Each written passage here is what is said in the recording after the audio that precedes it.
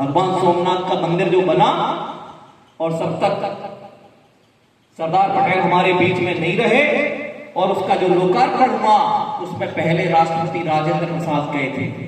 मानते थे सरदार पटेल को, वो मानते थे इसलिए गए, और अपने जेब के अंदर इस्तीफा लिख कर ले गए। क्यों?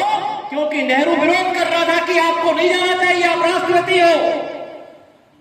लेकिन उन्होंने नेहरू की बात को धरता बताते हुए और अपने हाथ में से लिखा हुआ इस्तीफा अपने जेब में रखकर ले गए थे, और नेहरू से कहा कि जाओ ये इस्तीफा रख लो, राष्ट्रपति का पद मैं छोड़ दूंगा, सोमनाथ के मंदिर के प्राण प्रतिष्ठा में अवश्य जाऊंगा।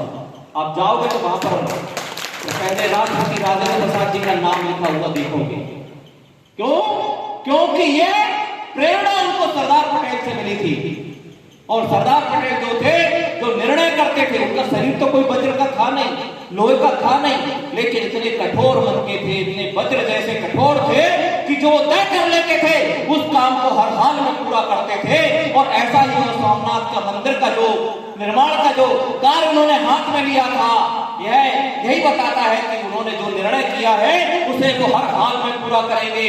इसलिए उन्होंने सागर के तट पर जो जल लेकर अपने हाथ में कसम खाई थी, उसको पूरा करने के लिए उन्होंने पूरी ताकत लगाई, पूरा प्रयास किया, और उसका परिणाम है कि आज भगवान सोमनाथ का ज्योतिर्लिंग अपनी जगह पर स्थापित है और हमारे सामने है।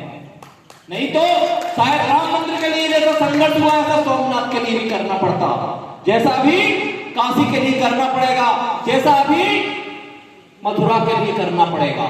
लेकिन ये सरदार पटेल अगर और रहते तो शायद ये विवाद भी तभी समाप्त हो जाते। और जैसे कहा, अगर प्रधानमंत्री बन गए होते तो कश्मीर पूरा नहीं, आधा अधूरा नहीं, पूरा कश्मीर भारत